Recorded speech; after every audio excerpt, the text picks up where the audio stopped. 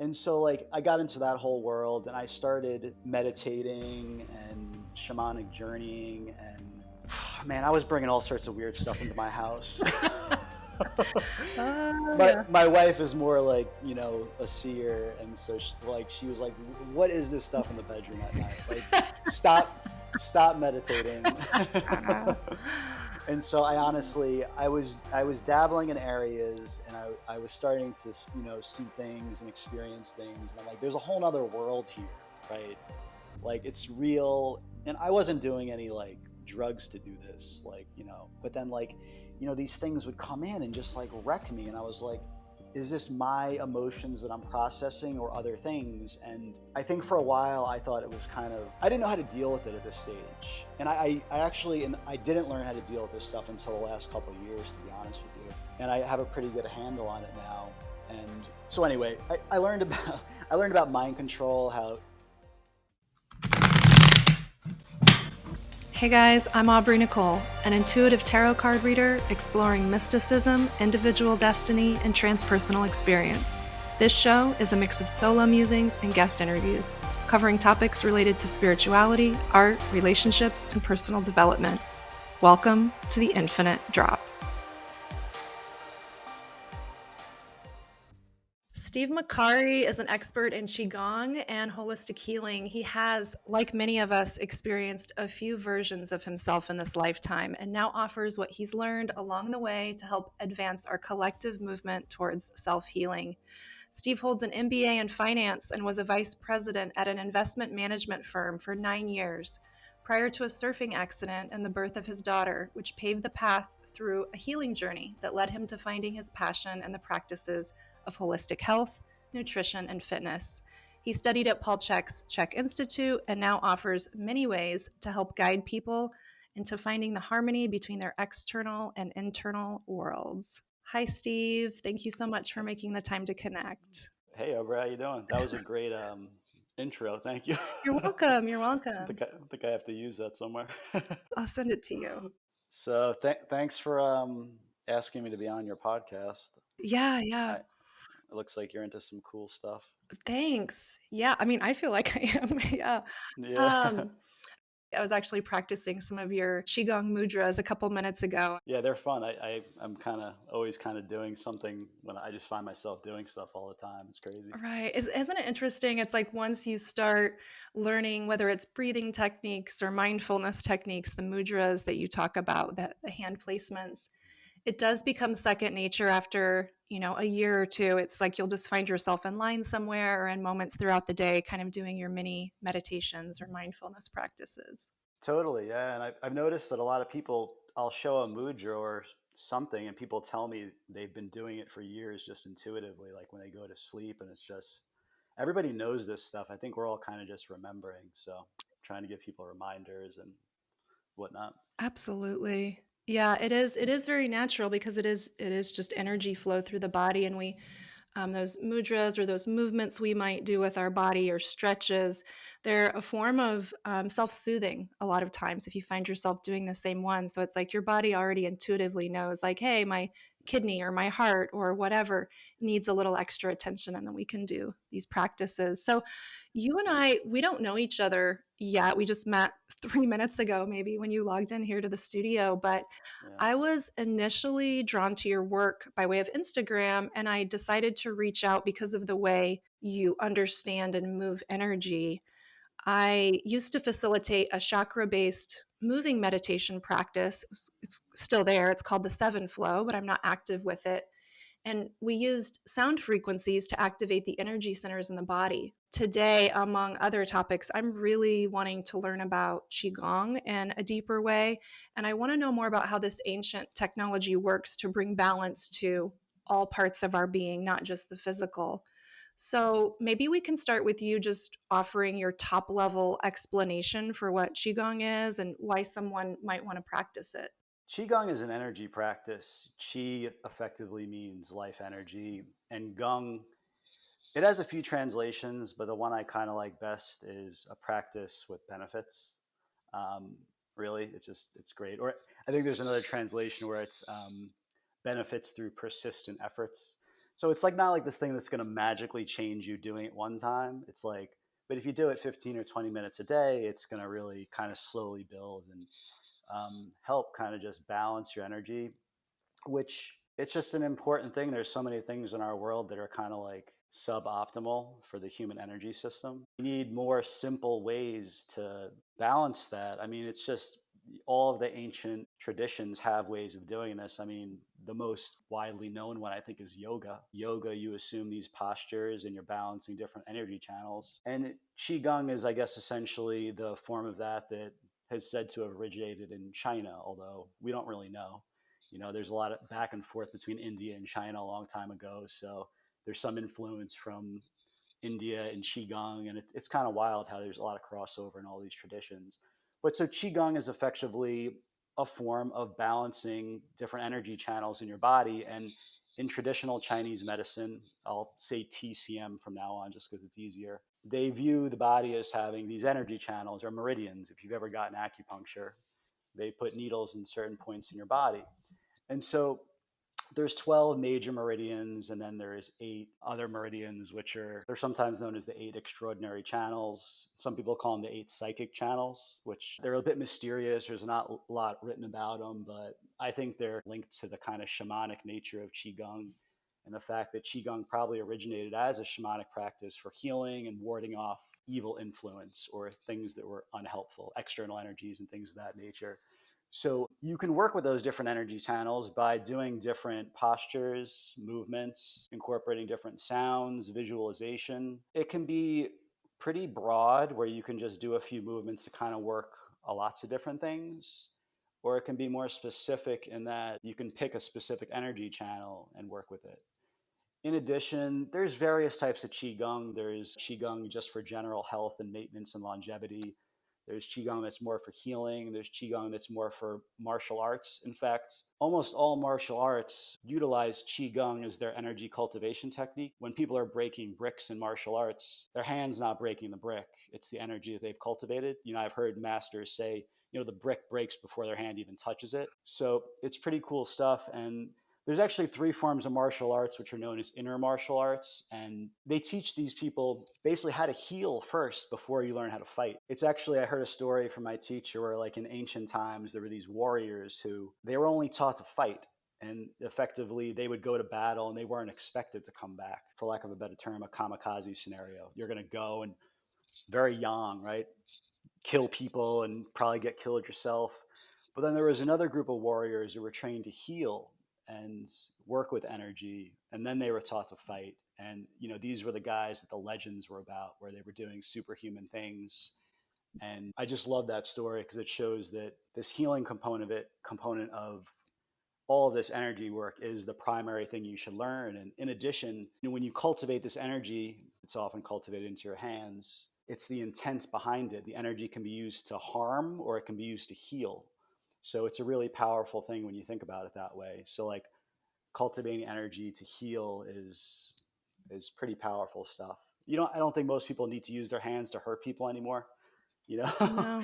Although people are still learning martial arts for various reasons, but so I don't know if I deviated there, but No, you brought up a ton of great points. yeah. And another important thing is really it's the breath is just so important, linking movement with your breathing. I've done yoga in the past, and what I loved about Qigong is that you don't have to move to do Qigong. In fact, there's a lot of Qigong where you're just kind of standing still. I loved moving with the breathement. I felt like it helped translate to real life better. And so that was what really kind of drew me into to Qigong. Yeah. You brought up so many interesting points. I'll call back a few of the things you mentioned, the China India connection, and that is where we believe Qigong may have originated. The tarot, which is actually a practice I'm obviously very passionate about, same kind of origin stories where we're not sure, but we think it's back to China and India, and there's a lot of contested history there. And I think it's so interesting that it's like these traditions we know they were passed on orally and some in written text, but it's so interesting now with just the proliferation, obviously, of the internet and like the democratization of information that we have access to these practices now, but the people who were the founders and like the original people, we don't have access to them. So there is this kind of, there's a bit of lost in translation essence. And I think the more that people in our generation and the generations surrounding us become excited about or interested in these topics and we dive in more and more, we have a lot of different filters on the voice about what it can mean or where it came from or how it can be used. But I think as we just dive deeper and deeper, we're able to find the parts of it that make sense for us and are applicable in today's world. And there are some purists out there sometimes that will say, well, this is the rule or this is how it was done. And I think it's always just good to find these practices and then see how they can apply in our everyday world. I know that yoga, I don't know, but I assume yoga was, created out of very different circumstances than what we're in today, right? We know that. But when you mentioned like yoga, you feel that it's more applicable in day to day. I find that too. It's just going to a regular class. I find myself remembering to breathe throughout the day more because I'm moving my body in a yoga class, and it's that practicing, not just sitting in a meditation cushion breathing. It's like, can you Yeah. remember this breath when it gets challenging physically in your day to day or emotionally? There's a lot of times in yoga classes where I feel very irritated. I'm like, God, why did I come to this? I do not want to be here. And it's like, just breathe, no big deal. Yeah. Like, just calm down and breathe. And then throughout my day, I'm able to, even if I slip up over and over throughout the day, like yesterday, super irritated all day. Like when I was driving, I was a hot mess driving. I was just like, what the fuck? Like just like gripping the wheel. And I'm like, relax. Like, what are you doing? Like, what's going, like, Yeah. relax, breathe. But without that, something to call back to, I would have been in that state all day rather than able to like tame it throughout the day and know, hey, this is just okay. And then of course, today my cycle started. It's like, hey, this is normal. These are the hormones in your body. And like, hey, this is what it is. It's okay. Like there's a little bit Well, of yeah. irritation coming up.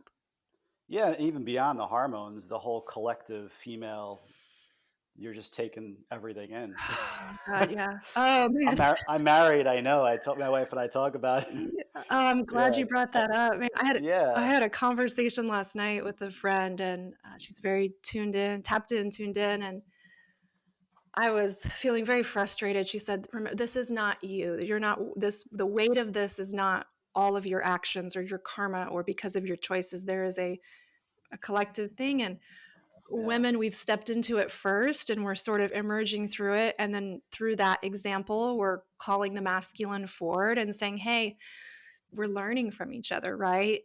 But there Yeah. is sort of that Marco Polo call and response, and the pendulum swings in both ways. And right now, the feminine is kind of calling forward to the masculine. A lot of the masculine is responding, and then the pendulum will swing, and the feminine will need to be on the polo end of the Marco call. So yeah, and then you also brought up something that my last guest, Captain Winston Scott, an astronaut, he brought up a very good point. We were talking about evil in the world, and he said, the best warriors are the kindest people I know, and they're the best Yeah. listeners. And he went into some really good topics on that, and I just love that you mirrored that back. I'm wondering, you talk about the martial arts practices that focus more initially on the healing. Would jiu-jitsu and tai chi be those two, or is tai chi even a martial arts? Or Yeah, well, that's yeah. Jujitsu is separate, and I don't practice martial arts. I know about this a little from my qigong training. There's three main forms of inner martial arts. One of them is called Tai Chi. And it's what everybody knows Tai Chi, right?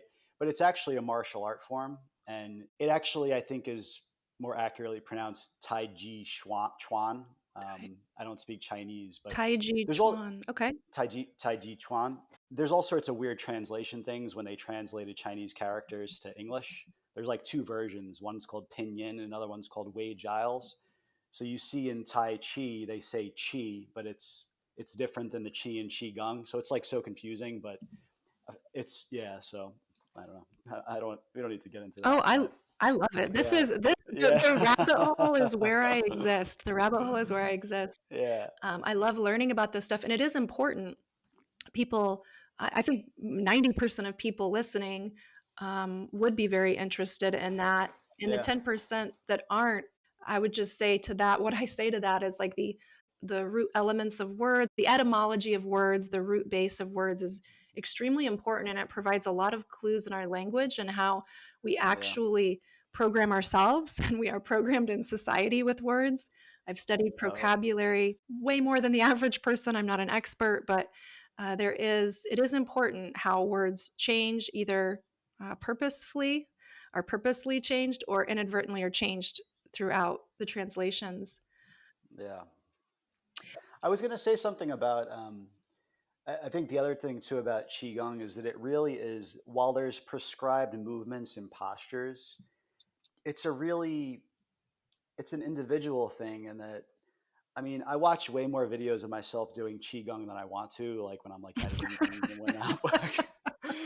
But you know, it's like I see how the movements that I'm doing change over time, and I'm kind of like, I don't know. I kind of, you know, you're incorporating your personality, and you know that somebody walks a certain way, so you're kind of incorporating in that into the movement. And you know, every once in a while, I get somebody who like was like, well, you know, I learned it differently, and I'm like, you know, I think I'm putting a little bit of my own style and my own being into it. So it really is amazing that you can do that with it, and it's that's when it starts flowing more for you too, when you are just kind of So like not, important. Yeah, when you're yeah, natural, when you're doing it in an organic way, you're not mimicking, yeah, you're not trying to mimic some Chinese master that you probably in your lineage, you may not have a direct connection to that. It's not in your everyday no, experience. And the more you embody version of expressing that, the more you're going to yeah, attract people like you in your community or around you or people that look up to you that then are like, "Oh, I relate to it." Like I think it's exactly. very important. So you actually speak another reason I was drawn to connect. You speak about your belief that all of us, in order to fulfill like our unique missions in this world, and that's a concept that I just refer to as our moksha destiny. It's a term I used on my blog. It's over 15 years old. I just had this calling like about, I wanted to be really express and nurture and explore the idea not of enlightenment or nirvana, but the journey to that, the unfolding, the removal of layers. And I believe all of us have that destiny. That's the path we're walking, is my belief. And so you talk about fulfilling our unique missions in this world, and you say we all need to attend to three main areas. Having a regular energy practice, Qigong or yoga would be an example. We need to be engaged in inner work or psycho-spiritual work, psychology and spirituality put together. And finally, an understanding of what we're up against in this reality. So I want to kind of land there. The first two, pretty common to hear. Most people are like, yeah, it's like you probably knew I was going to go here. But if you followed me from 2020 through 2022, you would have really known where I was going. But Yeah, the first two are pretty common to hear, exercise, meditate, take time for self reflection, personal growth. Those are somewhat, I mean, I feel like 90% of people now know that that would be of benefit to them.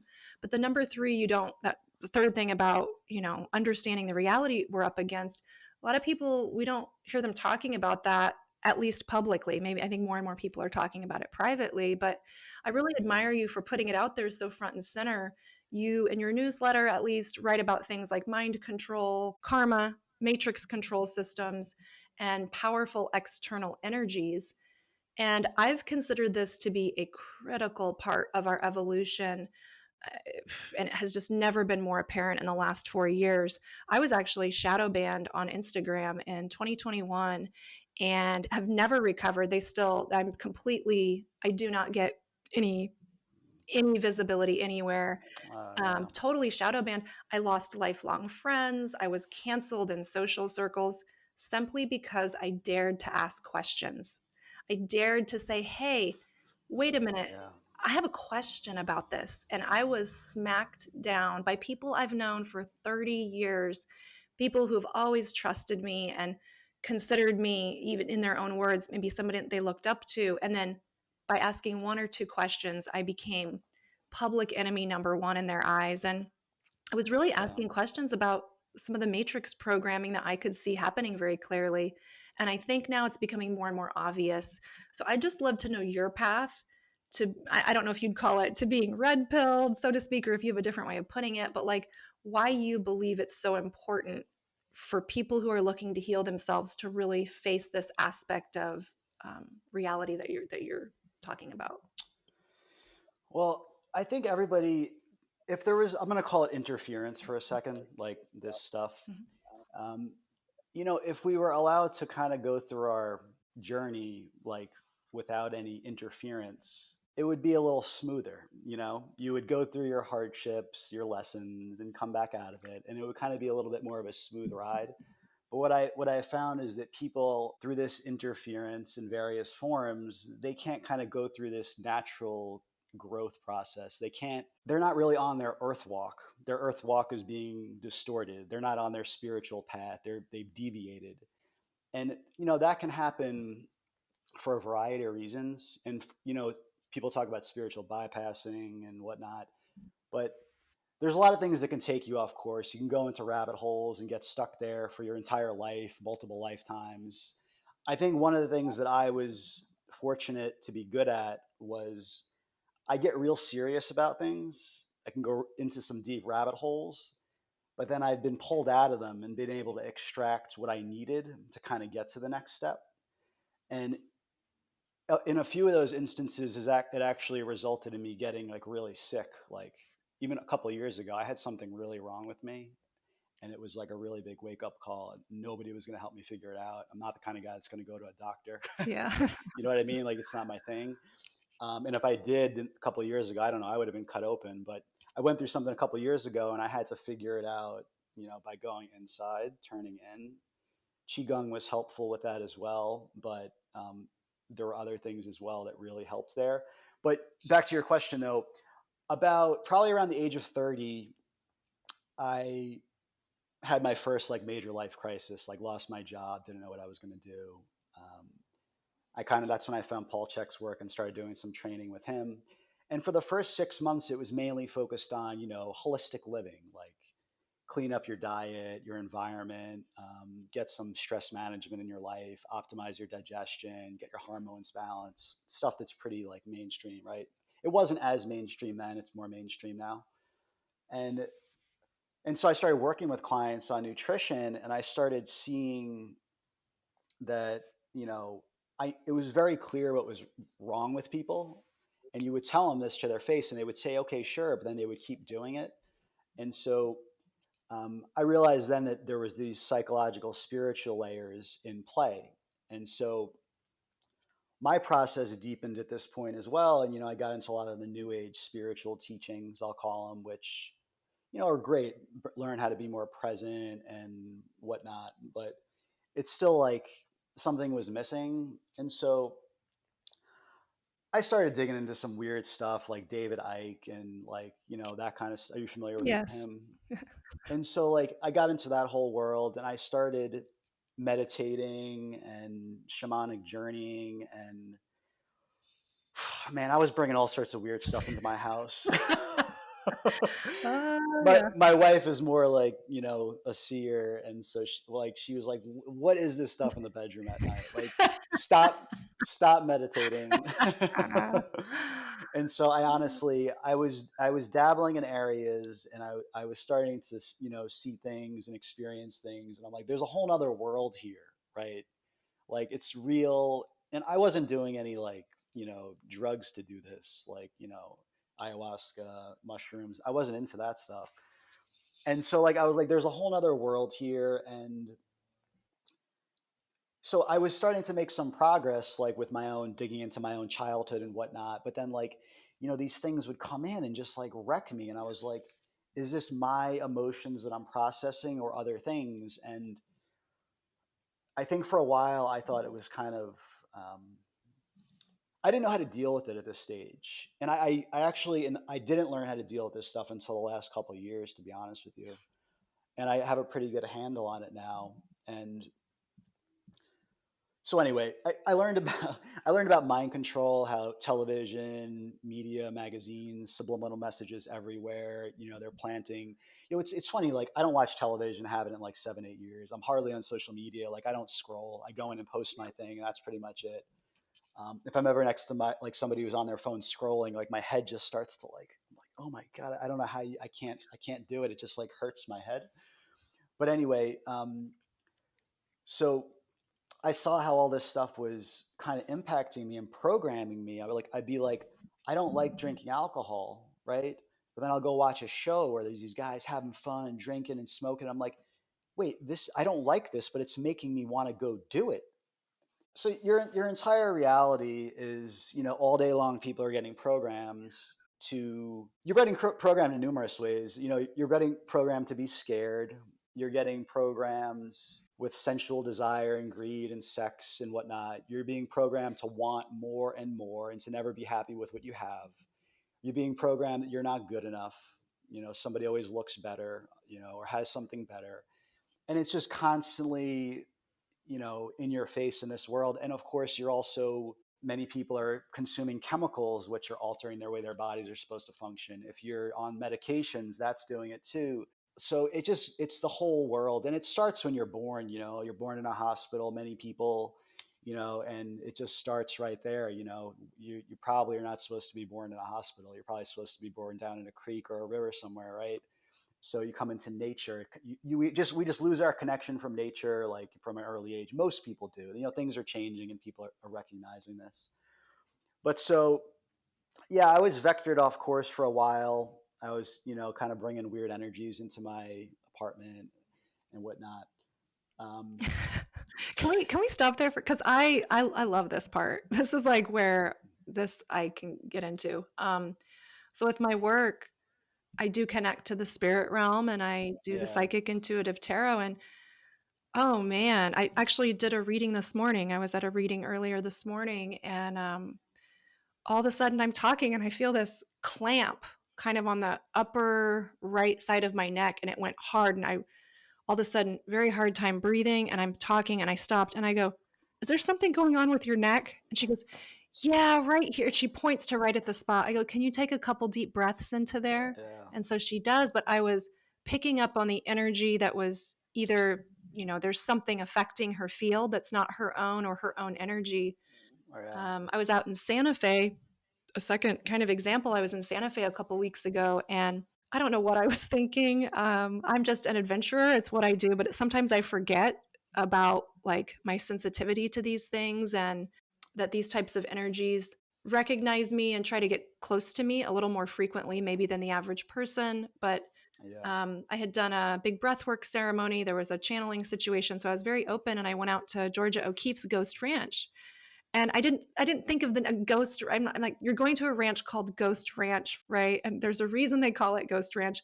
But I'm out there and I decide to go in the little cabin that's known as the little ghost cabin.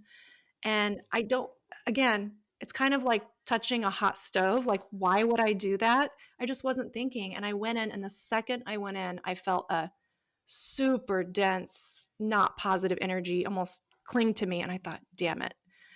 And so I just kind of did a little incantation, a prayer, asked it to leave, left the building, and did some energy practices to remove it. But when I got back this past week, I was sleeping, and in the middle of the night, I felt very, very clear. And I don't have this, doesn't happen to me. So this is very odd, but I felt a hand grab my ankle and kind of tug it. And I didn't feel scared. I just woke up and I said, "Stop it." I was irritated. I said, "Stop it." And I like smacked yeah, my ankle, went back to sleep, called someone that I work with that helps me. In this job, I have to have people that can help me when things go past my ability level. I called her, we scanned, and she said, "Oh, wow. Yeah." And it was, I had picked something up and it was just in my field. It wasn't harmful. It was more of a younger energy. We helped that energy move on, and it's been gone. But there's a million other kind of examples, but those energies are very real. And there are some schools of thought out there that will say it's all a projection. This is from something internally that you've attracted, your energy attracted this, or it's a mirror. To some extent I say yes, but there are energies out there that I'm not a match for. I didn't make this yeah, happen. I'm not, you know what I mean? Like, I some people take that so far, and so I that's my opinion. I guess I shouldn't force that on you or project that onto you, but there are some energies out there, and I've encountered more and more in the last few years as I've become more able to, um, as I've just become more sensitive and know how to work with them more.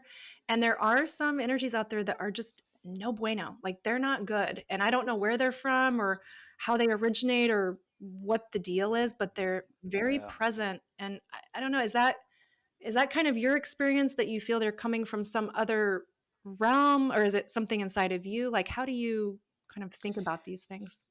Yeah, I mean, I kind of classify it as external energies, and there's different cut types. Obviously, there is earthbound spirits, the people spirits of people who have died who haven't yet moved on for various reasons. You know, a lot of these spirits need therapy, right? They haven't let go of certain things, and like you said, you can help them let go. You know, it's you can help them move on, right? And so that's one form of them. I would say there's other things that can happen too. You know, just like psychic attacks, like you know, in Italy, right? They call it the evil eye, right? So that forms energy which can attack you too. And you know, I actually get a lot of that on Instagram, to be honest with you. Like, I have to always keep my shield up. I know when, you know, I'll check if I'm like going through my day and I feel completely fine, and then something shifts. You know, I use a pendulum for a lot of my work, and so I ask certain questions to my pendulum, like, is this a spirit? Is this evil eye? Is this, you could also say there's black magic intrusions. You can also say that um, I there's I the other experienced that last year, the black magic intrusions where I was just I'd be yeah, fine and you just get knocked. It's almost yeah, like and then you can't see. And I would just feel this cloud over my head.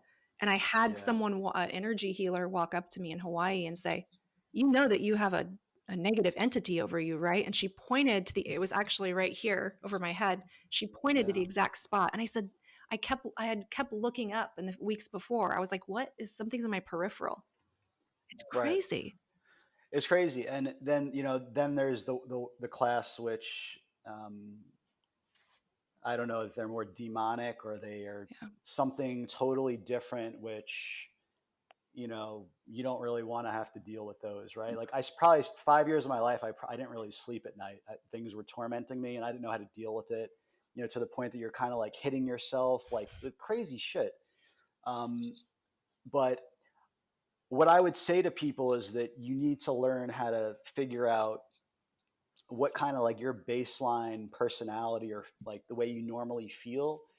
And then when you feel something shift, you need a way of figuring out like what it is. Like, it's very possible that somebody could just need a good meal and they're hangry. You know what I mean? Right.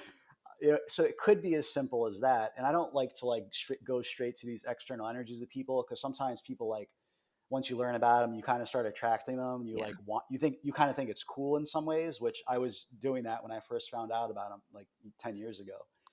But you need to kind of figure out how to assess what's going on with you. And then I think that most people personally can deal with these things themselves with prayer. Um, One of the most powerful things that I incorporated in my life, I guess they're a bit more like, you know, what you might read about a shaman doing, would be to have power items on you at all times, power items in your home. Many people have altars, but I don't know that people always take it as seriously as they should and really make it a part of their life. You know, I've had kind of an altar area for years, but kind of recently I kind of reconfigured that and reconfigured how I incorporate it into my life. And I actually have my altar now organized more in the four directions.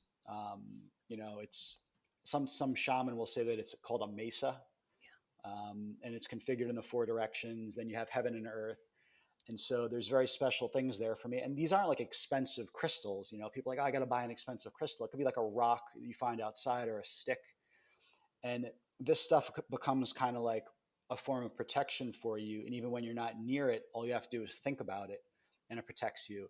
And so you're working with different animal spirits as well when you do this, the four directions, heaven and earth.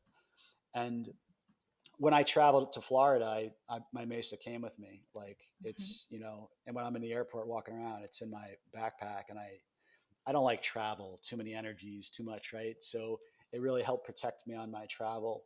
But as a part of my daily life, I spend a lot of time, you know, I have a morning practice, which includes meditation, Qigong, some other more like prayer work, gratitude work, and then a bit more of like, I'll call it like shamanic work, whatever you want to call it, where I'm kind of burning things and kind of saying things, prayers that come to me, a little singing.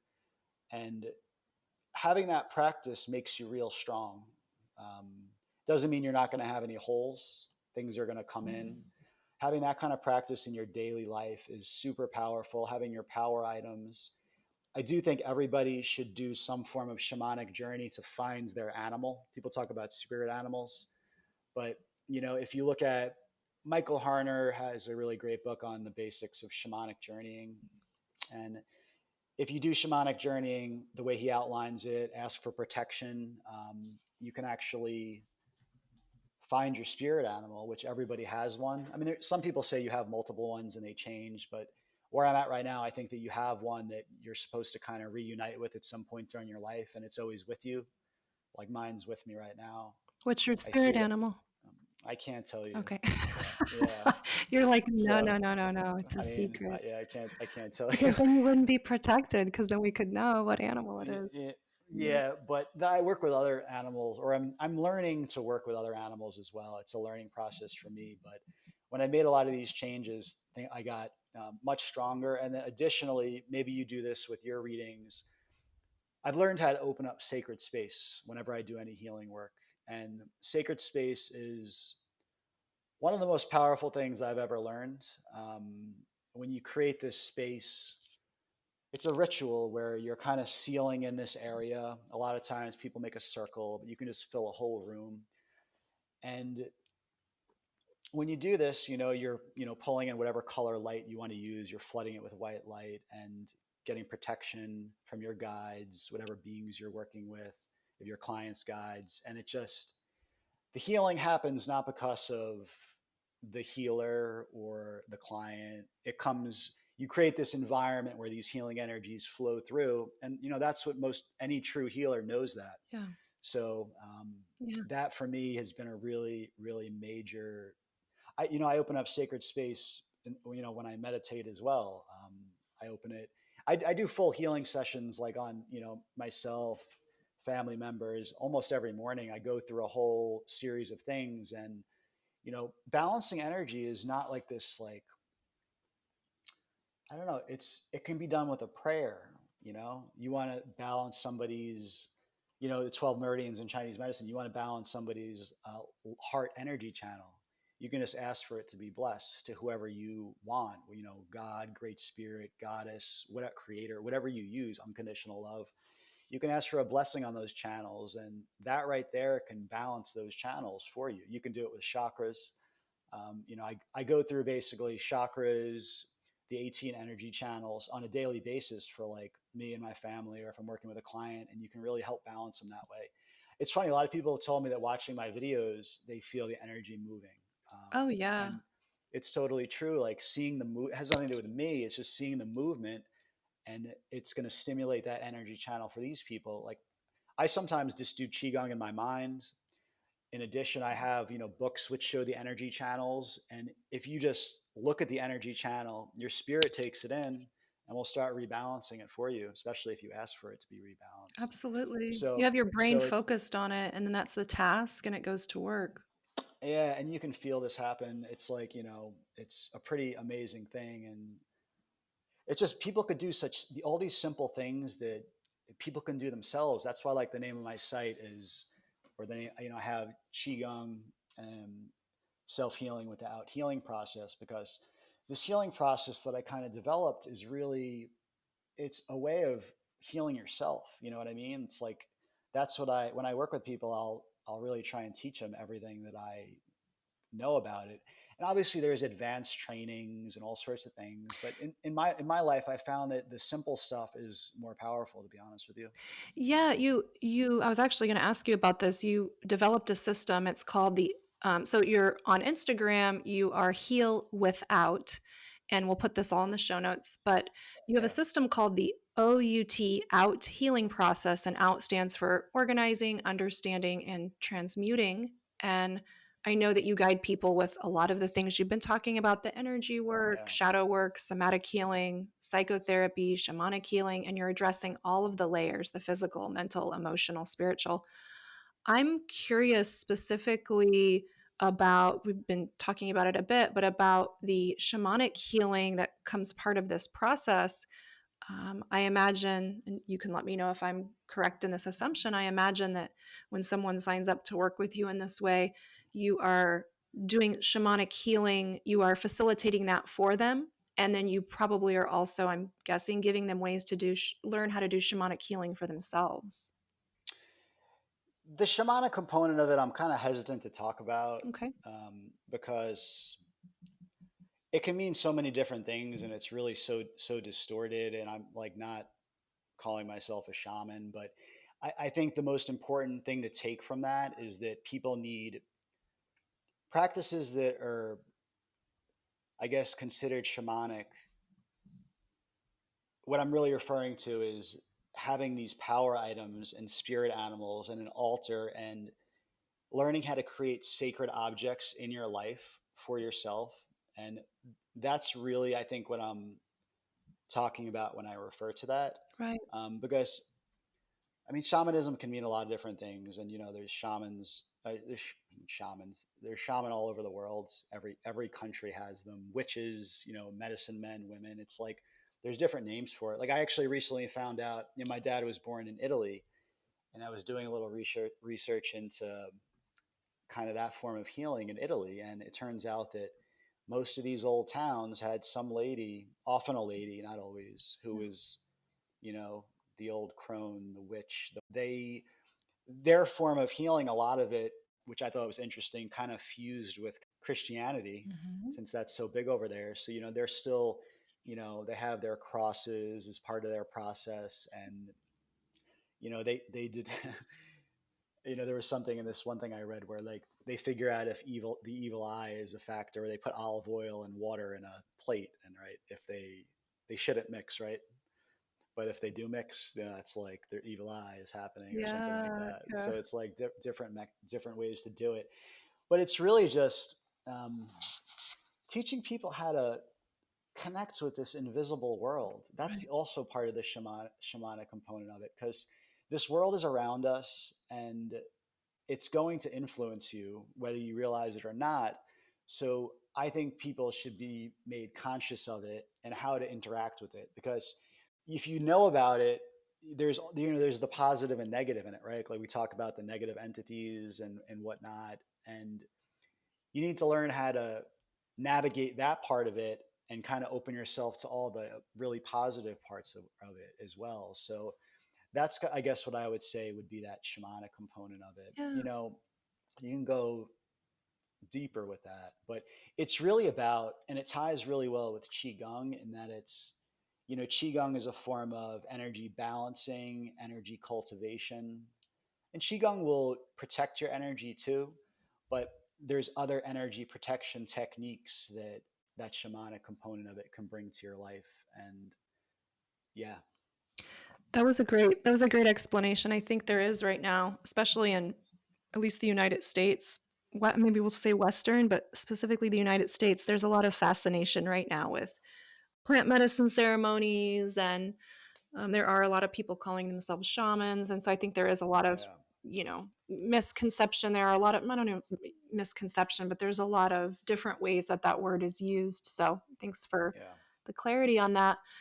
You're speaking and you're so clearly in this world and you know it to be real, just the way that I know it to be real.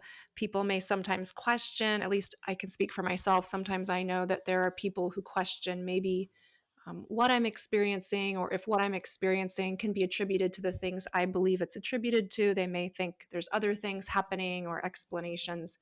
But for me, it's just as real as sitting here talking to you. I know for a fact I'm sitting here talking to you, and I know other things for a fact that, like you said, are in this invisible realm that maybe other people don't see. And we have a Yeah. commonality in that we both used to work in a more fast paced corporate environment in big cities. You were in New York, I was in LA. We had to learn how to manage constant burnout. That is a required skill to stay alive in vice president positions and positions that are just grueling in certain industries, tech or finance. You have to have that. And we've also both now transitioned into work that's one, more aligned with a natural, healthy state of being, and two, work that helps people in a way that, at least for me, feels more meaningful. And Yeah. so your story, you went from working at a hedge fund in New York to having a surfing accident. It created this sort of perfect storm for your awakening. I want to know, was this truly your initial baptism, so to speak, into this psychological spiritual work, or are these areas that you were always dabbling with in some way or another? Because I'm just sitting here thinking, man, a guy who's 9 years working at a hedge fund in New York to now listening to just the last 45 minutes of us speaking, those worlds don't typically see those crossing over. So was this always in the background for you, or was the surfing accident and the birth of your daughter kind of really truly a starting point? I was always into fitness. Most of from high school and in my 20s, I was into fitness and working out. I would say that I never had really strong beliefs about religion or politics or health. I was easily like, when I started getting into fitness, I was like, oh, it's not just lifting weights, it's nutrition's important. And so I was really open to like holistic nutrition. It just made sense to me.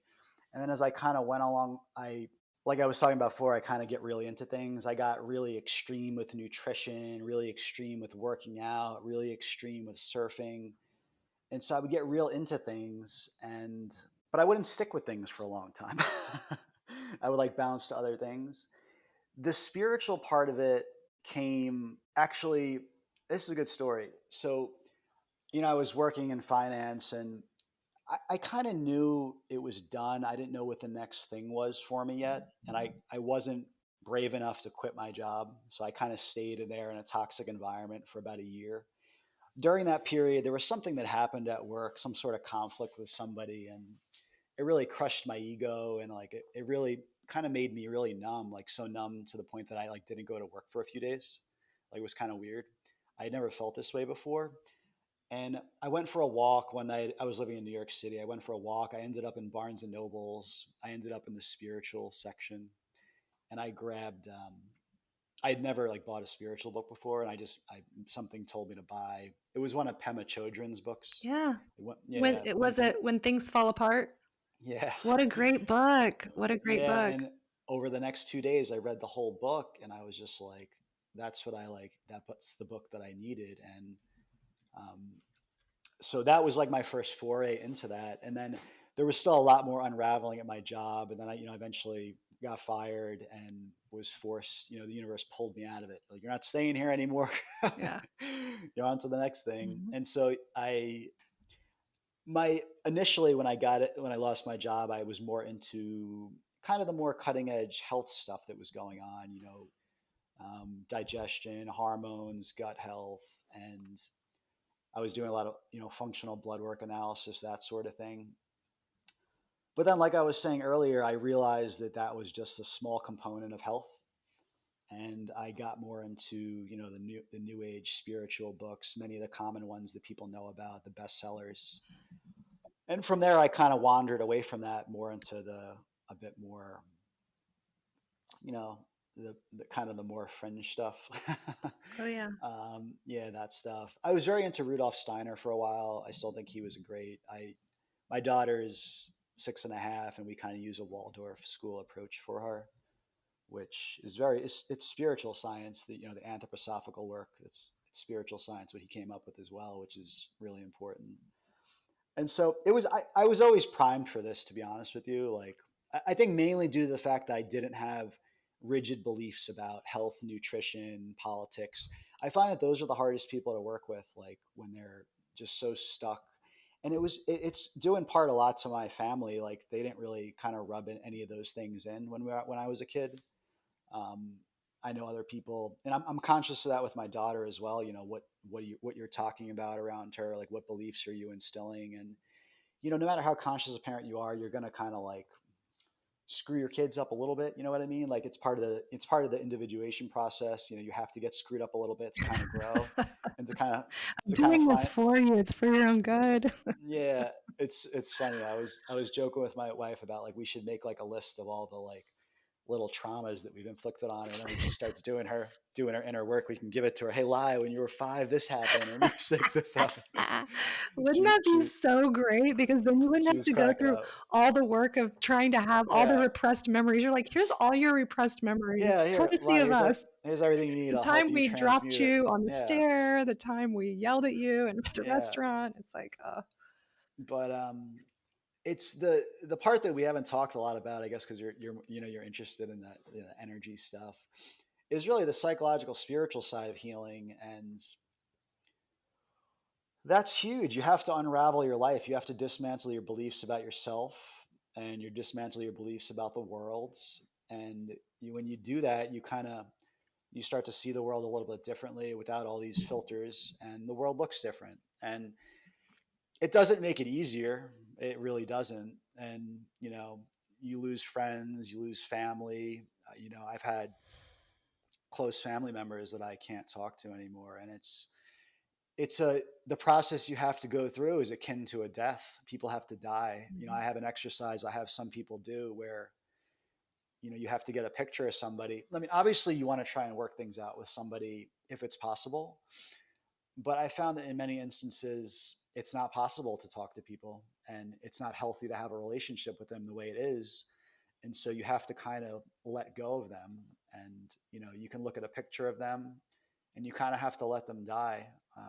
It's grief work. It's grief work. It's it is. That's what I like to call it. And it's part of the reason I really was not sharing anything that I learned with people for many years, because I realized where the road goes to, and it goes to a lot of pain and a lot of grief. And I was like, I don't want to show people how to do this because it's just like brutal. And I was just talking about this morning with one of my tarot clients, forgetting his name right now, but he's a spiritual master, and I'm not quoting, but this is the paraphrase, but he basically, when you open one of his books, it starts with, is it Lao Tzu? Maybe it's Lao Tzu. But it's like there's rules, and it says rule 1, do not step onto the path. And then the rules go on, and you're like, what? And it's like, don't step on the, and he goes on to say, like, do not take the first step on this journey because you cannot get off. This is like, you buy the ticket, taking the yeah, ride, nobody can turn this off. And it's so true. yeah, It's like you step on because you want relief from something. And then what you discover is that there's no really external thing that can offer you relief. It's just going deeper and deeper within yourself, and yeah, relaxing deeper and deeper and letting go deeper and deeper. And through that, it does seem, at least in my experience, and this could just be my particular life path. I'm a 7 of Diamonds birth card with a planetary ruling card, King of Hearts. And 7 of Diamonds has a challenging path in that we are forced, whether we want to or not, every other year. It's a constant roller coaster. Every other year, we're forced to make dramatic releases in our life. And yeah, not every life path is like that, but yeah, there is this, and there is relief in it. It's so weird. It's almost like this very strange, like, it's very like sadistic in certain ways. The whole concept gets really weird when you get into it. It's like so weird where it's like you go to get relief, and it's like before you get relief, you're going to get punished. Then you get a brief respite, and you're yeah, like, whew, I can breathe. And then a new realization comes in because of the letting go and the relaxing and the unlayering and the unwiring. A new realization comes forth. And then you're like, oh, fuck. Oh my God, what? Like this? Now I have to. And then you're like, okay, I'm going to get to that. It's like this carrot is dangled. And we know, I mean, at least I've come to see, like, this is the moksha destiny. Like, this is part of the video game. And the more that I dive into the work that I do and the study of tarot and the numerology, the astrology, and especially cartomancy, which is the 52, it's a divination system based on the 52 card playing deck, and it's the basis for tarot. And it's based on the 7 visible planets and 7 days in the week and 52 weeks in the year. And we go through 52-day time periods. And I have all these graphs and charts over here that I work with clients. And, mm, I had, this happens multiple times a week, I have a client come, she says, oh, my father passed away. I say, tell me your birthday. She tells me, I said, tell me your dad's birthday. I scan, I go, oh, did he die when you were 61? And she's like, how do you know that? I'm like, I'm showing his card exiting in your chart and it shows up nowhere else. This is the connection, right? And not Crazy. that you can always predict that, but there are very, very spot on indicators. There are people that are in our lives karmically. We do travel in groups, and the odds of getting very specific things like this and very specific energies and details correct over and over and over again doesn't happen because of me or because I Yeah. am so wise. It's because there are systems that ancient systems that we can look at, and they tell Yeah. these stories, and we are these characters and definitely all playing different parts and coming in with different karmas and things to work out. And we can think of karma in a lot of different ways. That term is another one that can be used and defined in many ways. But It's really it's kind of the path of the wounded healer that I've been on too. It's like, you every time you can't, like, the reason I could help people with things is I've been through a lot. Sometimes people think that my path may have been easy when they just watch my videos, but like, I've been through a lot on various levels, and every time I come out of it, I have more knowledge about how to help people with what they're dealing with. So it's a blessing and a curse, right? It's like you have to go through yeah, shit, but there's the other saying where you can't get to heaven without going through hell first. I love that one. It's brutal, but it is what it is. And that's not everybody wants to be on that path, and some people have a choice. To be honest with you, like you can kind of opt out, have a normal life, whatever that is, but. But I didn't have a choice, actually. Really, I didn't have a choice. I got taken out of my corporate job, and then I tried to take a back seat. Like, actually, to be honest with you, I didn't want to be on social media. I didn't want to share like what I learned about healing with the world, and that's part of the reasons that I think that I got sick a couple of years ago, because I had all this blocked stuff that wasn't going anywhere, and they're like, all right, you need to figure this shit out and get this shit out there. And so I don't know. I don't know why people. I'm still shocked at how many people are interested in what I'm doing on Instagram. To be honest with you, I'm and not. it's I'm not. yeah, It's there are so many. I'm not calling you this, but this is what the term is. There's so many content creators or people who create yeah, content for Instagram, and so much is repetitive or mimicky, or it's just yeah, but yours, the energy of what you are sharing. The Qigong really comes through, and it's so peaceful, and the color palette, the very wabi sabi style color palette, you even have it behind you right now. It's mm, very calming, and I like the style of how you show the mudras and the different movements, and you demonstrate, and then you actually do a voiceover. So you record the audio separately, and so when you're watching the video, it's not a talking head. It's like you're transmitting that energy through. It's very comforting. And for anyone listening, you should definitely check Steve's Instagram out. Again, it's at Heal Without. And he offers these powerful short tutorials demonstrating very simple hand mudras and the Qigong movements. You don't have to have an exercise mat ready. You can do it literally. You can scroll, stop, set the phone down, and do it right there. So we're blessed really to have free access to these techniques so readily. So thank you for investing your time in doing that. It's such a for sure. gift. And the other thing I really take away is just how easy it is to start incorporating these simple breathing and movement techniques. And they work. You said this at the top, they work instantly. Recently, you've posted these two. One's the surrender Qigong, and the other one, I think it's labeled heart attack mudra, but I'll call it the heart mudra. Oh But yeah, yeah, those are two of the more recent posts, and I feel a tangible shift in my energy just immediately. It's the yeah, second the fingers are touching.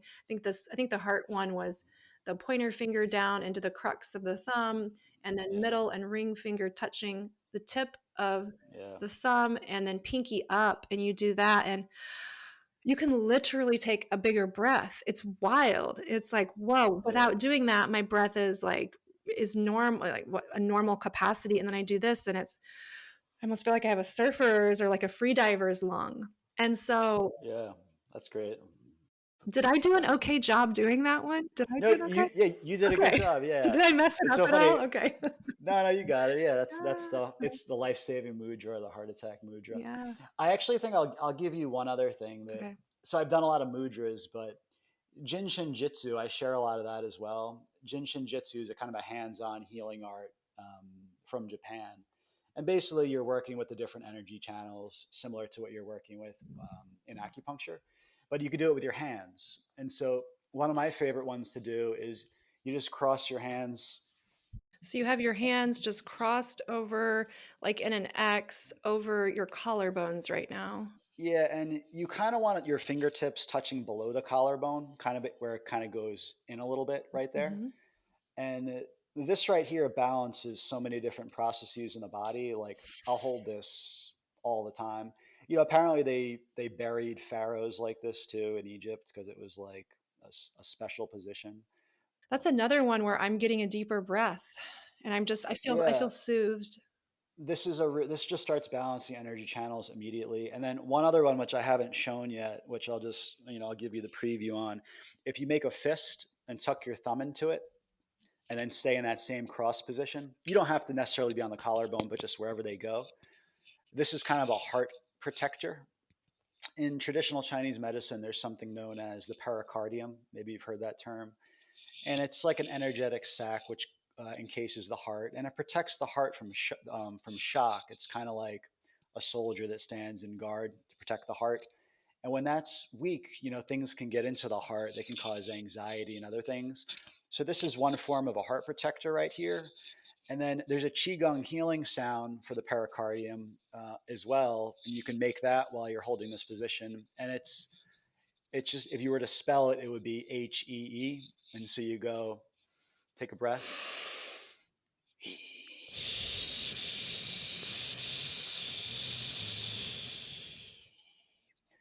Yeah, and the microphone distorts these a lot. I know when I shoot my videos for like my online program, like they sound different. So it sounds a little more like, maybe a little more airy when you do it, not into the mic. But yeah, so this is tuning up your pericardium right here and protecting your heart. It's another form of energy protection. I've shown this one as a shield, an energy shield. I think it's called Shambhala's Shield. I use this one on Zoom calls and stuff like that. Does it So matter which hand's on top? Is it yeah, left hand on top. so what Left you're hand, Yep. the left hand is open, Hmm. and the right hand makes a fist and goes into the palm of the open hand. This is actually like you hear about ninjas, Yeah. like this is like actually a way to put on a shield before you're gonna, This feels fight. really good. Yeah, and when I'm holding this one, it like vibrates sometimes when I'm on a call with somebody. Hmm. So you actually do feel it acting as a shield. Hmm. It's supposed to be done with the left hand. I don't. Right hand is the fist. Hmm. Um, so yeah, those are different ways to protect yourself. This one here, I've Hmm. really been digging this one. Like I was just on an airplane. You could do all sorts of fun mudras and Jinshin Jitsu and stuff when you're just sitting on the airplane. And Hmm. it's also like, one person commented to me when I was showing these ways to like protect yourself and like defend yourself. And they're like, well, if you're going into the world like thinking everything's out to get you, it's like you're kind of like almost making this stuff happen. And it's not No, really like that. It's no. like, at the same time that I'm holding up a mudra, I'm actually blessing the person, that Hmm. I feel might have negative energy. It's like, because if you do, like, if you try and resist, it's like, meditation and thoughts. If you resist them, it's just going to be worse. It's the same thing with energy. Yeah, You use a shield, but then bless the energy. And I think that's been a more powerful tactic for me too. And it's really about absolutely. empowering yourself. Yeah. Absolutely. Yeah. I mean, it's naive to think that we go into the world and everyone has good intentions, or that, I mean, there's random things happen and there's people that are not stable, and you're Yeah. in a huge energy soup 24/7. You are not a solid being on your own journey, just out going to the grocery. You are in a soup of a Yeah. lot of it is fucked up. I mean, I go to the grocery store and I'm like, God, in and out. Let's get in and out, folks. Like they're, and I'm not, Oh my it's not God. in a mean way. It's just the world is, oh my gosh, I just had a flash to something that happened last night. I kept waking up. I don't even know if I slept really properly last night. I just kept waking up and making voice notes And I just remembered one that came to me, and it's so weird, but and I can't remember how I said it, but I basically was laughing. I woke up laughing and I recorded. I was like, it is absolutely like one of the biggest challenges of being an adult is staying sane. Like, it is a fucking miracle that more people are not in an insane asylum. And I say that very truthfully. I am a stable, sane, healthy person. And there are multiple times a day where I'm like, I could easily go off the deep end, like without having, and maybe it's just the more aware you get, the more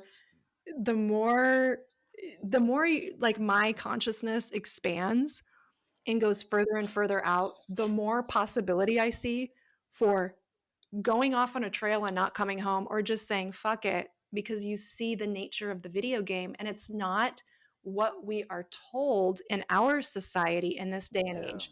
Growing up in the United States and the time that we grew up, we are definitely not, we are given information that is the exact opposite of what reality is. So it's like we walk into a Yeah. hall of mirrors and we have to find what is true and what is not true and get out of this hall of mirrors. And then you get out in the real world and it's like, wait a minute, what? And it's like you said, this entirely different experience than what is reflected to us through our cultural touch points.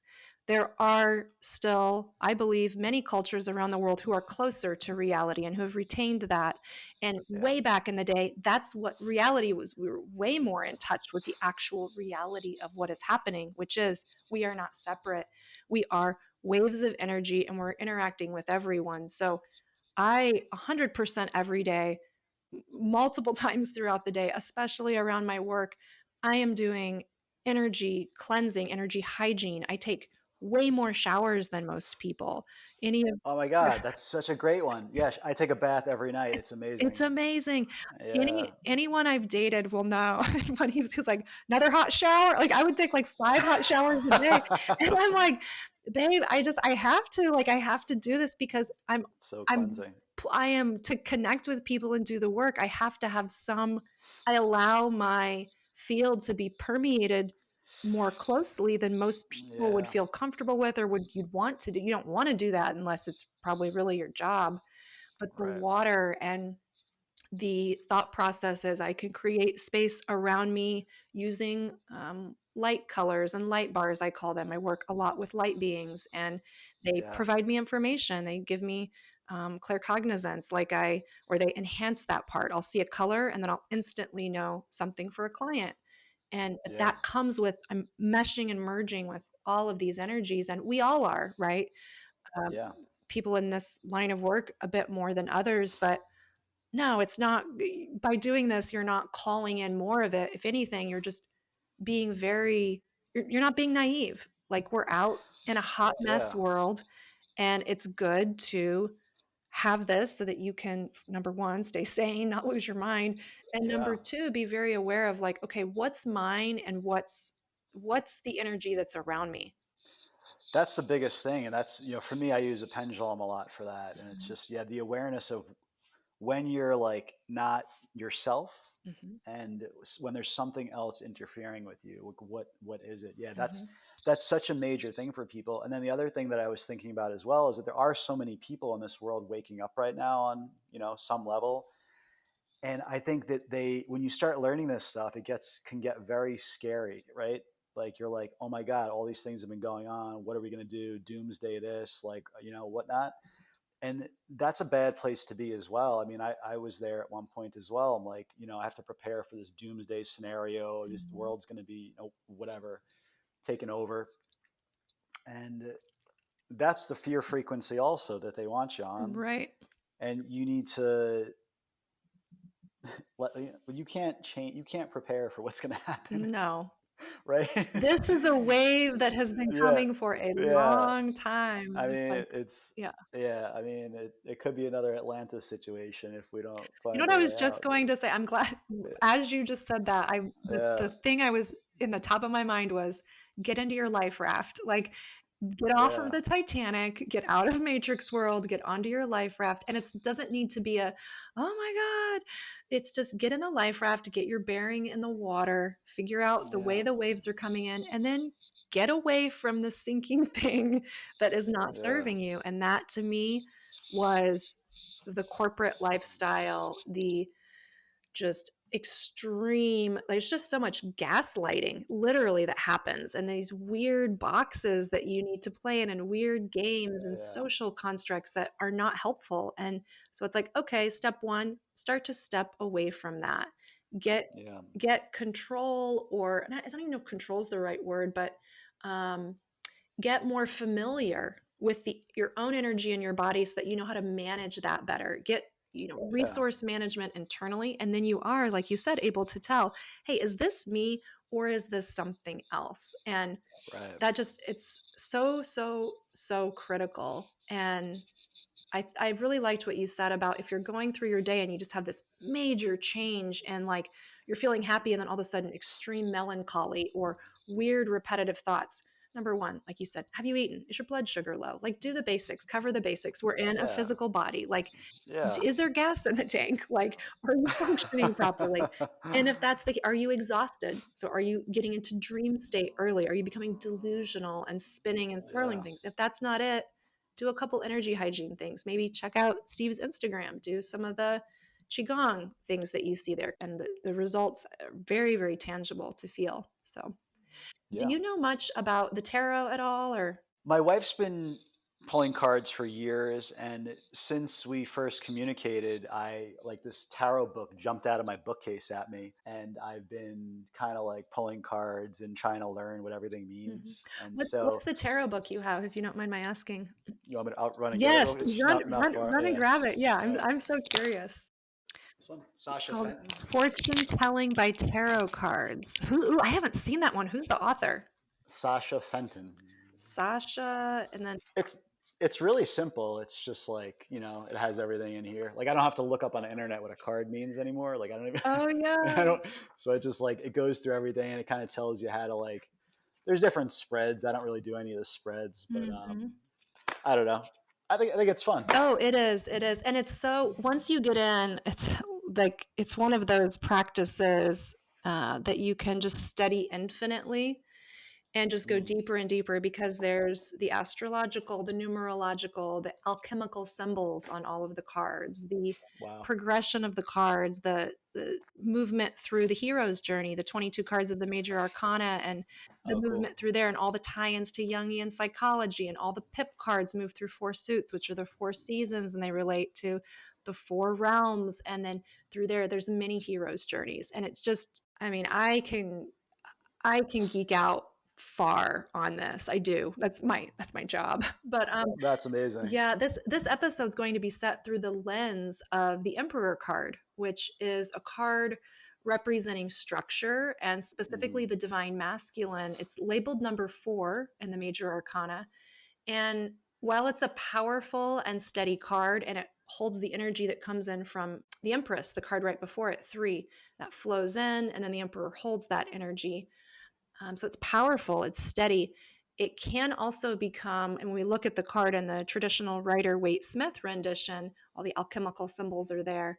And that Cool. energy can become too rigid and perhaps even cold. And so, whereas the divine feminine can, it's flowing and it's great, but it's like, are we putting structure around it? Are we getting too kind of lost out in that realm? So when this episode airs as a collective based on numerology, when this episode comes out, we will actually be in a very powerful time of focus on money, power, success, and how that relates to love.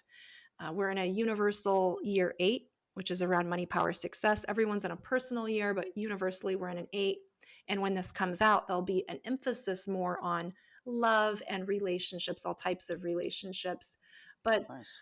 with that in mind, I'd love to know more about your experiences with how Qigong has affected your ability to work with money, and also as a tool for enhancing relationships with other people, specifically romantic or sexual relationships, Can you share a bit about how the practice might apply to both of those, money and relationships, and if there's a connection that maybe you've noticed as you've practiced more? The one thing that Qigong will do better than anything, I mean, breath work does this and other practices, is regulate your nervous system. I mean, anytime you link breathing with movement, your nervous system is going to be more balanced, and you're going to get out of that fight or flight mode, and you're going to get into rest and digest mode. You know what I mean? And Mhm. most people are in fight or flight.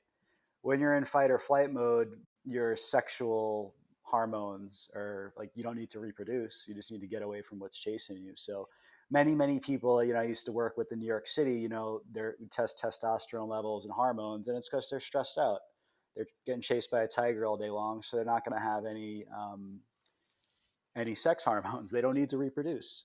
And so if you just talk on that level, that if you do qigong and you're less stressed, your hormones are going to be more balanced. And this goes for guys and girls. So everybody's got hormone imbalances. If you when you're stressed, right, it's going to impact you. And so from that point, it's going to regulate your nervous system, balance your hormones. Qigong is actually, there's actually sexual Qigong. There's all sorts of things that guys can do and things that girls can do to stimulate those centers. There's like something for girls where you like are doing a certain number of circles around the nipple area, and guys are making a certain number, like 80 or 90 something circles around the above the genitals in the lower below the belly button in that region to stimulate the energy there. That's actually where most of the power comes from. It's called the lower dantian, and it's in chakra terms, it's kind of like the sacral chakra Yeah. below the belly button. And so that's where all the energy comes from. So a lot of qigong is actually about cultivating sexual energy. And interestingly enough, Taoism, which a lot of qigong is rooted in Taoism and Buddhism, Taoism is actually, a lot of these ancient traditions, you don't hear a lot about, sex in them. In fact, some of them probably like shun it a little bit, possibly. But Taoism is huge on cultivating sexual energy. It's like a major part of life. So it's pretty cool to. I mean, yeah, Christian Klausner and I, the astrologer, a few episodes ago, we talked about this, the bifurcation of the sacral chakra and the fact that we have one energy center that is controlling the flow of sensuality, that's connection to all senses, but specifically like sensual, Yeah, sexual pleasure and our creativity.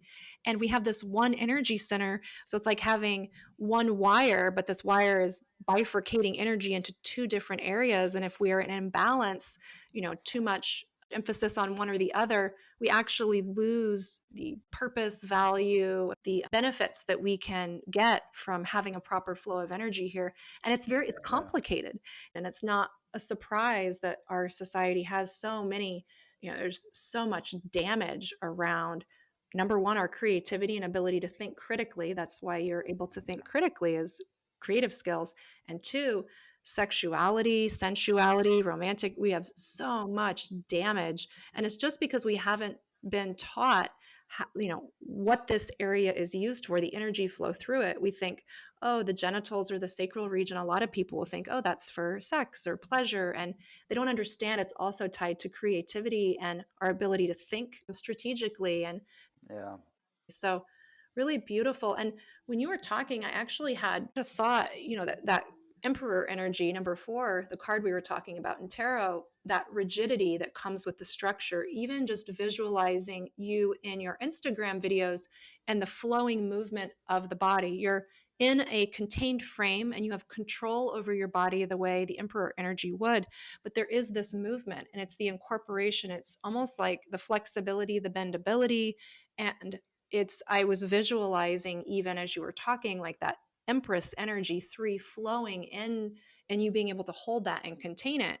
And then I haven't thought about this, down the line. This is a thought that just came to me, but I almost am now wondering about the feminine and how moving from that flow, how to maybe contain that energy. And possibly that's yoga, right? Because in yoga, you are taking a body that is feeling already soft and receptive, and then purposefully putting it into poses while allowing the flow to be there. So, Yeah, well, I mean, with the qigong, everything is in terms of yin and yang, right? So like, there's yin and yang relationships in the body. There's yin and yang in your environment. So really, what you're doing is trying to harmonize all that. You're trying to harmonize the yin yang in your body with the yin yang in your environment. Like right now, we're getting to a point where things are becoming more yang, right? We're getting more daylight, and so what's interesting is that like this summer when we get to like a peak yang point, which would be the solstice, that's like peak fire energy, right? You don't want to do qigong that's fire because you're like your environment's fire. You want more yin, calming, balancing qigong in the summertime. And so, like, as opposed to like this winter, I was doing a lot of yang qigong to heat my body because the environment was dark and cold. And so, it's really about that's what's great about qigong too. You can kind of do different movements, different forms based on what's going on in the environment, but also in your life. Like, we have different constitutions. Like in Chinese medicine, there's 5 elements: metal, water, wood, fire, and earth. So it's a little different than other four elemental approaches with like metal and wood. They're kind of weird ones. They're only in Chinese medicine, but you can kind of balance yourself out based on, like, I would be classified probably as a wood um, person in Chinese medicine based on my body style, my temperament. Like, I can be laid back, but if like my needs aren't met and if something is kind of off, like I'll get angry. And my wife and daughter know this. And I've gotten better in my life about like if I feel imbalanced, I'm like, all right, guys, I need a minute to go do this to get rebalanced, or I'm going to get angry. And it's a great way to know, like, you can look at the characteristics of the different elements and the personalities and the emotions that are associated with them. People can go do this themselves. If you just look, like, what are the personality traits of, like, the different elements: metal, water, wood, fire, and earth. And you'll know, you can help balance yourself because you're like, all right, I'm in these kind of more negative emotions over here. Like, I got to come back to center. What do I need to do to bring that into balance? So it's ultimately balance, right? You asked about money though with Qigong. Yeah. I will say that if you're functioning, when you do Qigong and your nervous system is regulated and you're more balanced physically, mentally, emotionally, and spiritually, you're probably going to be more creative. You're going to be more relaxed in whatever you're doing in your life. Your performance is going to improve in whatever you're doing in your life. And I don't know that that will always bring money, but it'll probably bring more peace. And eventually, it'll probably bring you more money. So that's my take on that. At least in my life, I found that when I'm in more alignment with all the different important areas of life, physical, Yeah. spiritual, mental, emotional, the more alignment I am in all of those areas, just the easier resources seem to flow, and it Yeah. feels that things are in balance. So, and again, money is just energetic currency. And so when other things are balanced, that doesn't necessarily mean, oh, I'm winning the lottery, or, it Yeah. just, there's a balance there and you have what you need, and it flows a bit easier. Exactly. Yeah, when you were talking earlier about some of the sacral qigong exercises, it reminded me a bit of tantra and those different exercises too. So there's some more connections to kind of think through. It's probably really similar. I mean, just all these ancient traditions are Mhm. like, we talked about this, but they're all like really related. It's Mhm. so funny. And it goes beyond even like Buddhism and Taoism. I was showing this one movement where it's kind of like a form of energy protection where you kind of like clap your hands and then you go, you make 4 healing sounds basically, but Mhm. Clap your hands over your head, pull it yeah, down. clap. Then you're going to go, and you go down to your big toe on your right foot. Mhm. And then you go over to your big toe on your left foot, and then you come back up. It's kind of like a triangle. I'm probably going to post a video on this like in the next few days. Cool. It's a full qigong movement, but you could actually just make the healing sounds and do the visualization. I posted this, like the full movement, one other time, and this lady was like, I learned this from a shaman in the jungle in Peru like 20 years ago, like the same thing. And I'm like, what? This is a qigong movement.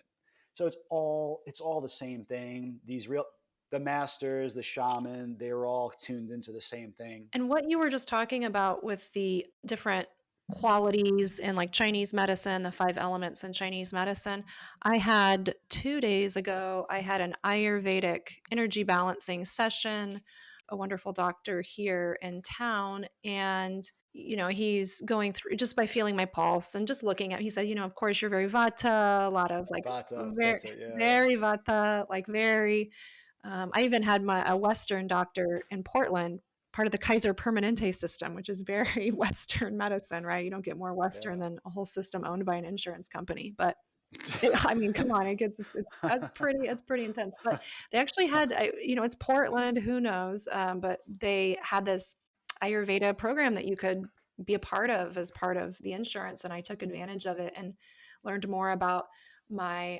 natural constitution. And Yeah, in human design, I fare better in like cave like environments. I think that's just because I get so much stimulation in the mind. So having Yeah. a dark, kind of cooler environment to kind of calm the nervous system and all of my sensory inputs is good. And then in Vata, finding ways to ensure that I don't almost like fly away like a kite. I need a lot of grounding, a lot of grounding. And Yeah.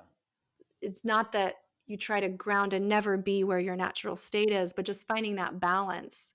My system just burns through like I can eat all day long. I could eat all day long, anything I want to eat all day long, and I don't gain weight. My body would just find a Yeah. new way to use that energy. So I would be even more Yeah. hyper.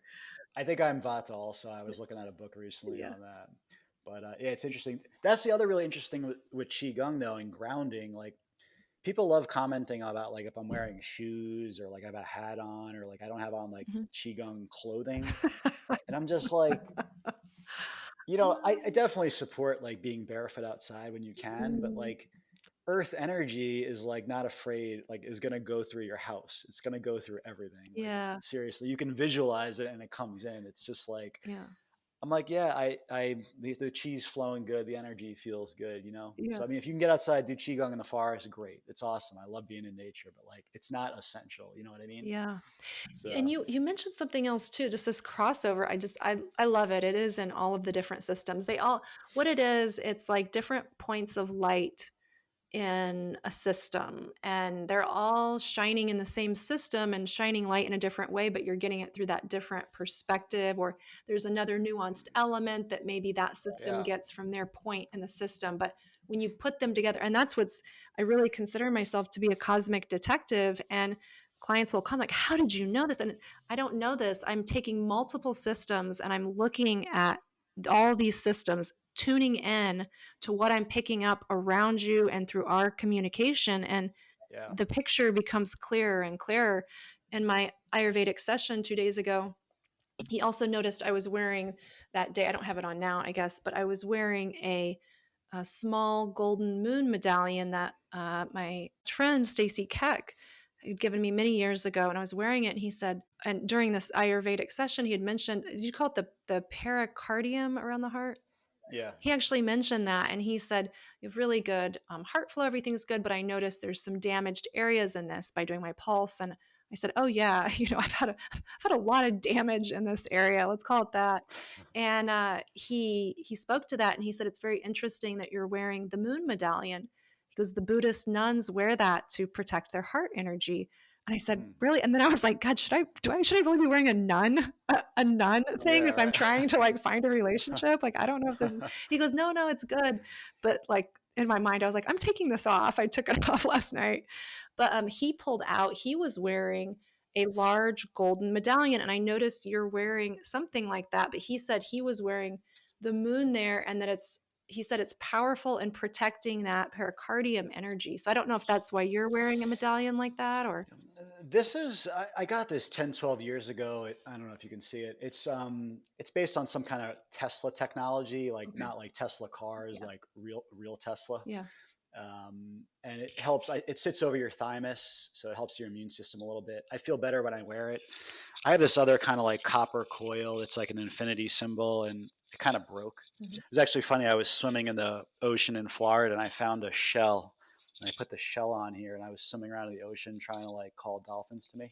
I saw Did it work? Did the dolphins come? we saw some dolphins. We actually also saw, even more cool, was a manatee. Oh, wow. Me and my daughter, like 10 feet away, was a huge manatee. It was the coolest thing. Apparently, it's pretty rare. Like you don't see them swimming around that Maybe much. you called it in. That's really I think I cool. That's called in the cool. manatee. Yeah, Um, but yeah, that was interesting what you were saying about how like different cultures interpret this stuff differently. oh, yeah. Like I've been studying a lot of fairy tales and Carl Jung and Marie Louise von Franz, and I read them to my daughter, and not like the Disneyfied ones, like hardcore fairy tales. And really, it's interesting how there's a lot of the same stories across different cultures, and they change them a little bit. Like whether it's Russia or Asia or Native American or whatever, and it's like they're getting the same messages out with like these archetypes that in their unconscious, and that's really what they're all about, which is so cool. It's really profound. And they talk a lot about what you were saying about like kind of the masculine component being really rigid, and how a lot of things in this world are like that, Mhm. society, and how like bringing this feminine component in is just really powerful.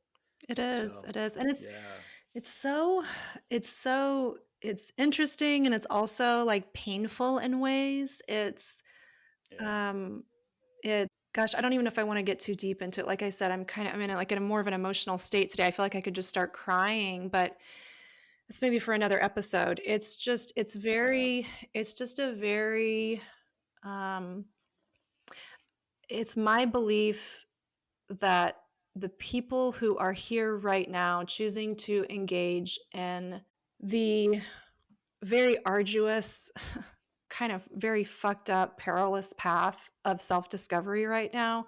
This is not our first rodeo. Like, not at all. no, This isn't, I tell my clients frequently who come in, I'm like, this is not beginner level gameplay. We are further along in the video game. And it's like, God, just going up against these things that are challenging on so many different levels in a very meta way, where it's like I said, you're in this hall of mirrors trying to escape. And I think, I don't know what I think, but I do believe that there is something. I liked the word you used, interference. It is clear to me, especially in my day to day work, that there is a layer of interference yeah, and that we are becoming more aware of it. And as we become aware of it, I believe that we will be able to find our way up and through it. Not to say that it's going to be easy, but this is work that has been attempted and we're building on work that's been there for a very long time before us. We're stepping, yeah, like, there's that saying that we're stepping on the shoulders of giants. Or you can kind of, some people will say, look at your ancestors. If you kind of visualize, if you close your eyes and maybe visualize your parents behind you, and then your grandparents, and then if you have a visualization on your great grandparents, you just keep going back, and you start realizing the huge, and this goes out in a pyramid shape, right, because of the way that um, multiplication of people works, right? You go backwards and you think of all of the ancestors behind you. And if you start to even go down the rabbit hole of maybe one of their lives, imagining what that must have been like, and to know that we're here and we are at a very, very, very critical point. And this is reflected in time spirals that are studied by physicists. It's reflected in astrology. We have yeah, celestial bodies acting out of order with what we know to be, quote, the patterns, right? We're having, just last week, we're recording this now in March 23rd of 2024, but time is so weird right now. It could have been up to 2 weeks ago. There was Mars, Venus, and Pluto all in an exact conjunction, all at 0 degrees and 0 minutes at the exact same time. This does not happen when we have, I think 3-4 weeks ago, we had every single celestial body except for two, the sun and gosh, is it going to be Mercury or Pluto? I can't remember. I'd have to look back at the chart. Every celestial body was cramped into one house on one side of the zodiac. So for people who are unfamiliar with astrology, if you imagine the night sky, imagine the moon, Earth, every celestial body you can imagine, all cramped together. You look up and they're all in one part of the sky. That is not normal. That is like the galaxy lifted up and shooken by the end of a yeah, blanket. And so there's a huge compression of energy happening, and we're really being forced into tough positions, I believe, to evolve. We're being yeah. pushed to evolve, and it's difficult. And I don't want to take too much of more of your time. I know this actually went on way longer than I anticipated. It's just been such a flowing conversation, and I appreciate your time. I Sure. do want to ask you. You've written about the idea of manifestation errors, and I want to know. I didn't. So I saw that, and then I didn't read. I wanted to hear from you Oh yeah. without reading. So So I think in that article, it's a really hard thing to write about, and I think that that article I came up with manifestation, that there's the ego doing manifestation for you, which is most people want a relationship, a job, money, possessions, and they want to manifest those things. And like, so who's doing the manifesting there? It's the conditioned ego. But then there's also this other layer, and I call it, I guess, spirit. And there's kind of spiritual manifestation. And so your spirit also has things that you need in this world to grow. And so this is why, like, I think people talk about the law of attraction, and it's been pretty distorted with, like, the movies and like The Secret and whatnot, because I guess it really boils down to the fact that you're always getting exactly what you need, even when it's doesn't look pretty. And so that's why I tell people you're kind of always manifesting whatever occurs in your life on some level. Usually, Carl Jung, unconscious things are coming to the surface. So I think in that article, I write that most people that get into manifestation are trying to manifest based on their ego. And I always support trying to let spirit guide the manifestation, which when you're doing that, it's a bit more of a surrender thing, because you don't know what you're going to get. It may end up your life blows up in your face, which happened to me numerous times. But in addition, there's other layers to it, in that it doesn't mean that you shouldn't try and manifest things. It doesn't mean you shouldn't try and better your life and try and contribute to the world, because you can go into this place where you are like, oh, it doesn't matter, and I'm just going to sit back and, like, whatever, if good, you know what I mean? So it's kind of a hard thing to talk about, but I was trying to get people away from, everybody on Instagram. And I don't know this from my wife says, everybody's trying to teach people how to manifest money and jobs It's a and whatnot. lot. It's a And I'm lot. just like, that's like, I don't want, really, like, that's not what I want No, to show people. It's like, no. how do you engage in this inner work and manifest all the things you need to grow and learn your lessons here and become more authentic and find out what your unique gifts are and share them with the world? Because that's where the world changes, when each of us do that work and bring what we're supposed to give to the world. And it's like, We're I just don't at a know. point where that's the only option. We can all look out and Well, see where things are going. And it's like the wave, the tsunami is coming. Like things way before us happened. Our parents, our grandparents, we've all contributed yeah. to it in some way, but it's a wave that can't be stopped. And so it's how are you going? Like, I just, and maybe this is just me. I feel like more and more people are coming to it. Hopefully, I hope Well, it's everyone's it's a coming s- to it. it's a split. It's like that time, the reality split. Like, there's people that are like, they're just going to keep following exactly what they're told, and you hate to say they're asleep, but they're going a different path, and we're going a different path, and Yeah. it's like, it's going to be a real split. You know what I mean? It And already is so a real split. it is a You split. go out in the People. world and you can tangibly feel it and not like hate or like, I like this. It's just an energetic people living in completely different realities. It totally. I feel like most of the world is kind of a bit like zombies, and just Yeah. like, there's not a lot.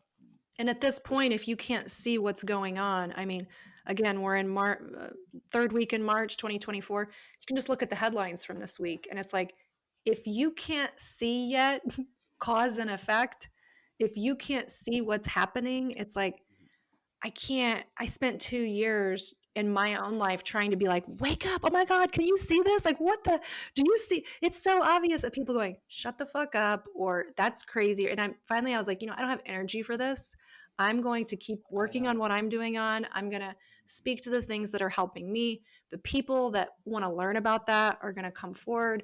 I have people in the last 3 months who were very deep in Matrix world, like deep in Matrix world, waking up all of a sudden going, oh my, and they're seeing it and it's a shock. And I feel happy for those people. I also feel bad for them. I've had Same. I've had 17 years. I got red pilled a very long time ago, very, very long time ago, Yeah. about our government and other things happening. And once I saw it, I was like, oh, this is not a coincidence. This is not a conspiracy. This is not a coincidence. This is crazy. And then slowly it's like, you just, like you said, you'll kind of go down the rabbit hole, have to come back out. You go out and get the information, you come out, you make adjustments, you learn things, you evolve, move on. Yeah. But it's kind of like, especially the last 4 years, I had a buffer against it. And I was able to just see it. I think in March, April of 2020, I remember making an Instagram video I don't remember exactly what I said, but I said to people, better stay calm. Like, if you're losing your shit now, just wait. People are like, what are you talking about? I'm like, this is the new normal. Get ready. Like, get acclimated. And people were like, what are you talking about? And I'm I like, know. so, but I was also talking about in 2013, I don't know, 2013 probably. I was telling people, and people were like, what the fuck are you saying? And I was like, you don't see it? But I was saying the number one survival skill in the future. This is when I was really deep in my work with the seven flow and the chakras and the flow of energy. And I said, the number one survival skill in the future is going to be the ability to discern a real human from a hybrid human being. And they were like, what are you saying? And I said, the only way. I said, the only way. Yeah, right? I'm like, people were like, what the fuck? I remember my mom, and Oh my my God. mom's she's so supportive of me, always has been, but she's like, I'm not made up like you. Like, I don't feel the things you feel. I don't see them. Like, so to me, I'm a bit Yeah. alien to her, but she was always supportive. But I remember saying this and she goes, I don't know what you mean. Can you clarify what you're meaning? And I said, in the very near future, you'll be standing in front of something that looks like a human being that is no longer an actual human being. She said, what, like a robot? I said, no, it's different than that. It's energetic. It's a change, and it'll be a number one survival skill. She said, why? I said, because your physical senses that you know now, the five physical senses that you know now, will not be as reliable as you'd hoped they would be.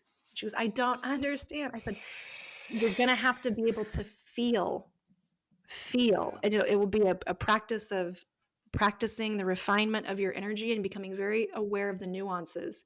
And now when I walk into a room, when I walk into a space and I scan, I have instant animal instincts, or like, not to say I don't get thrown off guard. I got thrown off guard last year big time.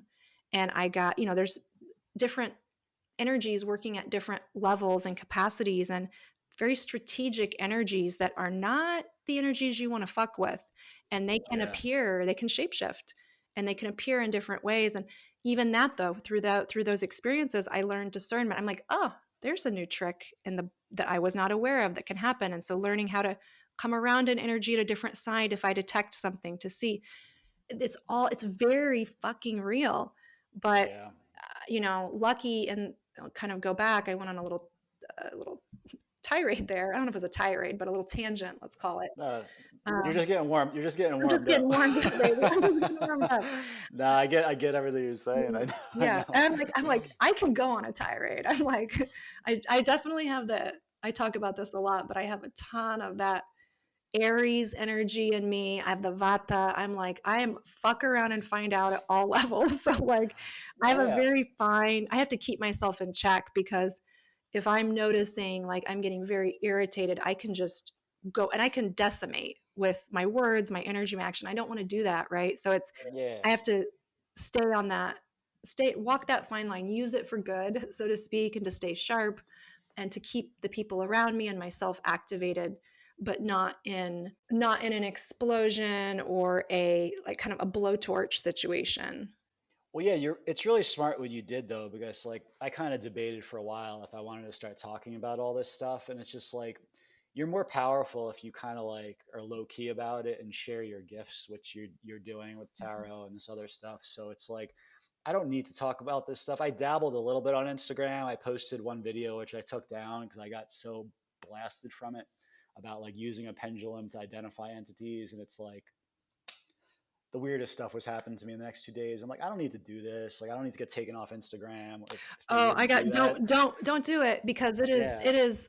what for, I mean, I was getting warnings from Instagram. You get messages from them. They would lock down my account. I couldn't log in.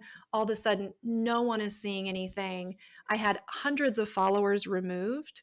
It was just it was very tricky. And finally I was like, this is not worth it. Like, I'm going up against a system that is, maybe I'll won't make friends for saying this. It's a system that's already eating itself, and it's going down. It's already starting to cannibalize itself and going down. Yeah. And the way forward is just a different path forward. I was talking to one of my tarot mentors, Maya, 3 or 4 days ago, and she's quite wise. And we were just talking about the energy of the technocracy that we live in, talking about those larger energies and the cannibalization happening within those energies. And then also the path forward. And it wasn't a doom and gloom convo. It was, hey, what are the exit points and what are the strategic, the vision points that other people aren't seeing that I'm able to activate on or kind of see an escape, an exit route through this Yeah. very convoluted time that we're in. Yeah, very interesting. All of it is super interesting.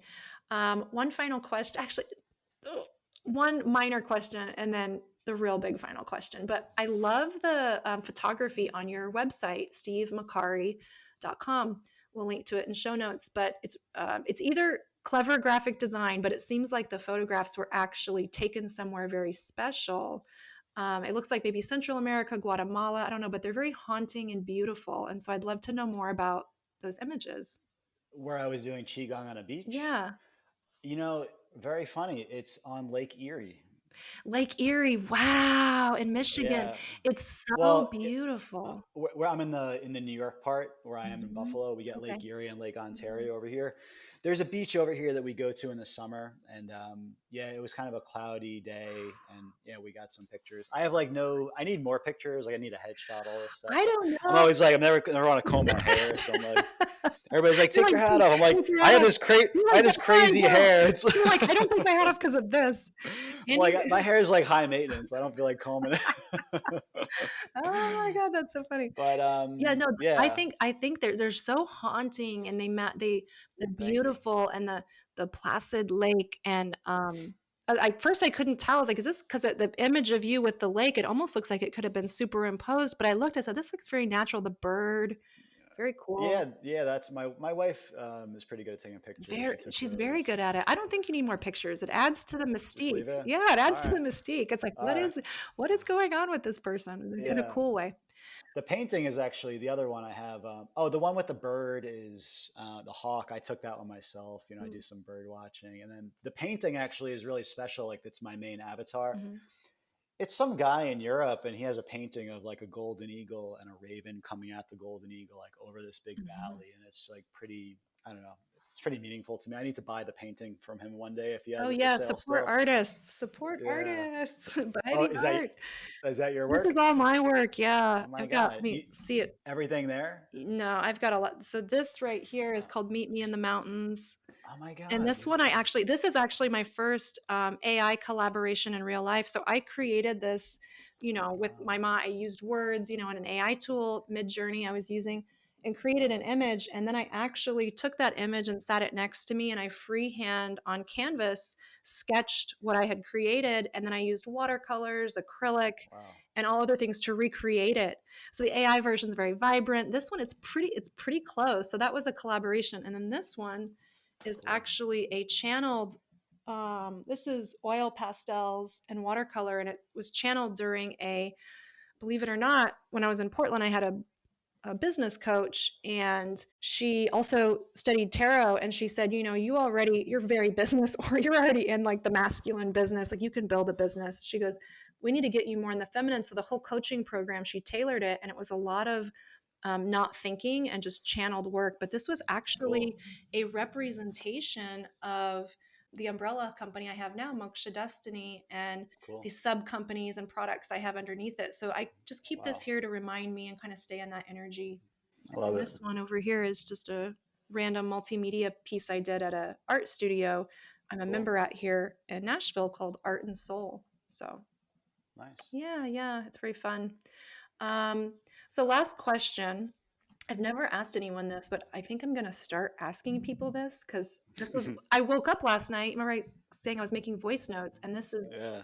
a question that came to me was, what, No, I'm ready. I'm ready for it. ready? You're like, I need a coffee. Is this thing done? What is a question that you don't get asked, but you wish someone or people would ask you more? It's kind of funny. I worked in nutrition for so long, and I like know so much about nutrition and that end of it. And it's like funny when people will ask me like what qigong they can use to like help whatever issue they're dealing with, and I always like reply back with like, well, have you made any nutrition changes yet in your life? And very often they'll say no. And I'll be like, then I go into a whole thing about like all the nutrition things they should do, like just from my like nutrition and health coaching days. So it's kind of funny. I still like answering nutrition questions from people. So like, it would be funny if people just started asking me like what they should do, like with nutrition and lifestyle. Cause I just like, I can kind of like that with that stuff. They go together. It's so you can move the Yeah. energy in your body, and that's great. But like the physical body, the energy is moving, and is that vehicle clean? Like think of it like an oil change or a car wash, and like that's your food and that's the nutrition. Like is the vehicle Yeah. primed for the energy to move efficiently? Totally. So like, I don't know, it'd be fun to get more nutrition questions because I still like answering them and I have a pretty good knowledge base there. Okay, you guys heard it But here first. Go flood Steve's Instagram comments with nutrition questions. Throw off the other followers. yeah. Throw them Oh off. man. Well, oh my gosh, this is 100% the longest episode ever so far. We are at just Oh, over 2 hours. Oh my goodness. who's gonna listen to this? Who You wants to know hear me what? talk? Surprisingly, I am shocked. A lot of people, way more than I thought, are listening from all over the world. And I'm so Oh grateful wow. to everyone listening right now. You guys are blowing Yeah. my mind. And I'm so happy to be doing this and sharing this information. I will Yeah. leave everything in the show notes. Again, you can I need lunch. You can follow Steve at on Instagram at Heal Without. I'll link to his website and all of the other resources that were mentioned throughout. Steve, thank you so much for your time today. This was amazing, and I hope we find the time in the future to connect in some other realm or have another conversation. This was really great. Thanks, Aubrey. I really appreciate talking with you. Yeah. Okay. Talk soon. Bye. Bye. Bye. Keep exploring, keep questioning, and stay immersed in the infinite drop.